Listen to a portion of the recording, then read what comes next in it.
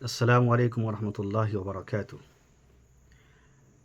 آج ہم جانیں گے کہ سورت کا اثر سیرت پر کتنا پڑتا ہے۔ ایک اعتراض کیا جاتا ہے بارہا کہ ظاہری شکل اور صورت کا اثر باطن پر نہیں پڑتا ہے، اس سے کوئی فائدہ نہیں۔ تو کیا واقعتاً ایسا ہے کہ انسان کا ظاہر اور حلیہ، ان کا شکل، شباہت، بناؤ، سگار، کیا اس کے باطن پر اثر پڑتا ہے یا نہیں پڑتا؟ اس کے لیے میں چاہتا ہوں کہ بہت کم وقت میں اس مسائل کو حل کروں۔ اللہ کے نبی علیہ الصلاۃ والسلام نے ارشاد فرمایا، یہ مشکوٰۃ شریف کی روایت ہے اور حدیث نمبر ہے، بلکہ صفحہ نمبر ہے مشکوٰۃ شریف کا 504 نمبر۔ اللہ کے نبی نے ارشاد فرمایا، یا ایھا الناس ابکوا فإن لم تستطیعوا فتباکوا، کہ تم اللہ کے سامنے رو، اللہ سے دل لگاؤ اور لو لگاؤ، اور جب اللہ کے سامنے جب دعا کے لیے ہاتھ اٹھاؤ تو تم رو، اور اگر رونا نہ آئے تو رونے جیسی شکل اور شباہت بنا لو۔ یہ حدیث کے الفاظ ہیں۔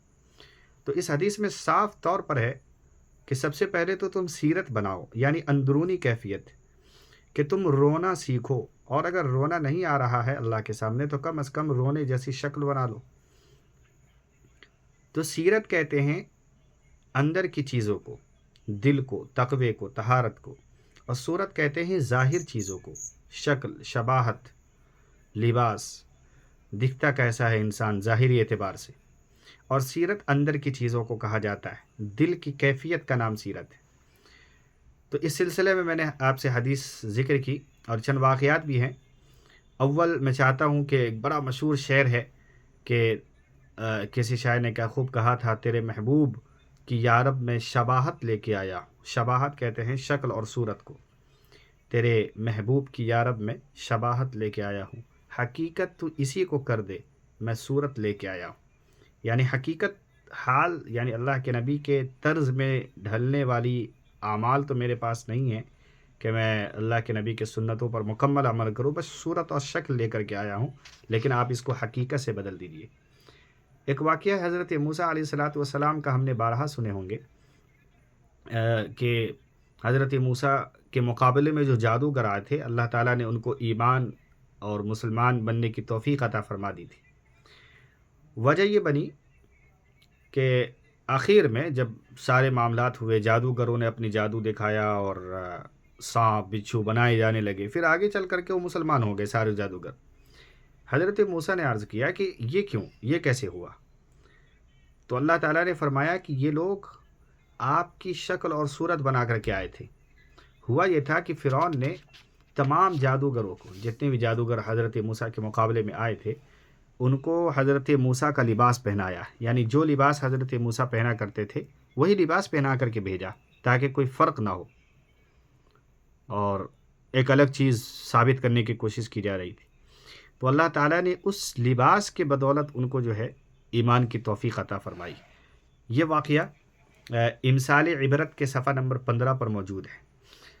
تو حضرت موسیٰ کے ذہن میں ایک سوال آیا کہ بھائی یہ لوگ کم از کم مسلمان ہو گئے، چلو مانتے ہیں کہ یہ ہمارا لباس پہننے کی کوشش کی تھی، تو فرعون کیوں نہیں ہوا؟ تو اللہ نے فرمایا کہ فرعون نے آپ کی شکل و صورت اختیار نہیں کی۔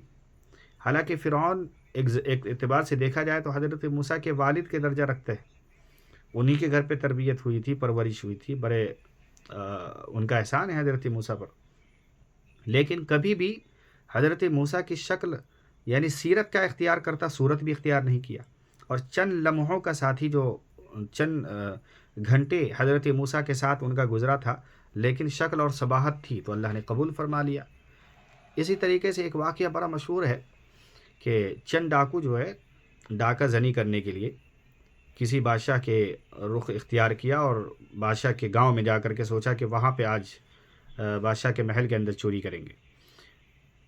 تو ڈاکوؤں کا جو سردار تھا اس نے ایک ترکیب لگائی کہ ایسے جائیں گے تو پکڑا جائیں گے، بہتر یہ ہے کہ ہم لوگ اولیاء اور متقی اور پرہیزگار جو دیندارانہ لباس ہوتا ہے وہ اختیار کر لیتے ہیں۔ پھر جبہ پہنا گیا، دستار باندھی گئی اور عطر لگائے گئے، تسبیح لی گئی، اور بڑے سا ایک دم بڑے مولانا بن کر کے سب کو ایسا ہی لباس پہنا کر کے، پرانے زمانے میں سرائے چلتے تھے، یعنی کسی جگہ پڑاؤ ڈالنا ہو کسی علاقے میں، تو وہاں گئے اور وہاں جانے کے بعد انہوں نے وہ اپنا ذکر کرنا شروع کیا، بڑے آواز سے وہ لوگ اللہ کا ذکر کرتے رہے۔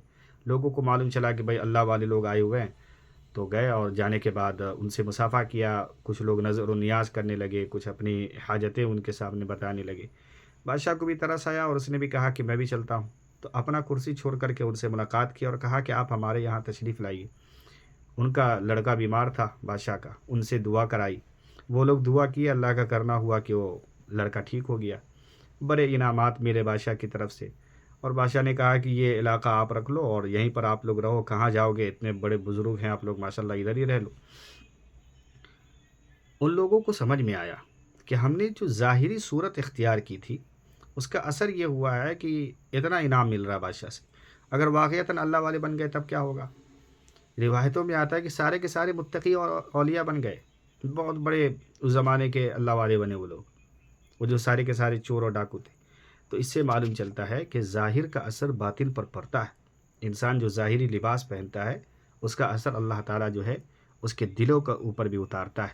تو یہ نہیں آنا چاہیے کہ بھائی انسان کا لباس کچھ اور ہے، باطن ٹھیک ہے، کوئی مسئلہ نہیں، انسان کو بدلنے کی ضرورت ہے، اپنے لباس کو ہی بدلے اور اپنے اندر کی سیرت کو ہی بدلے، لیکن دونوں کو بدلنے کی ضرورت ہے۔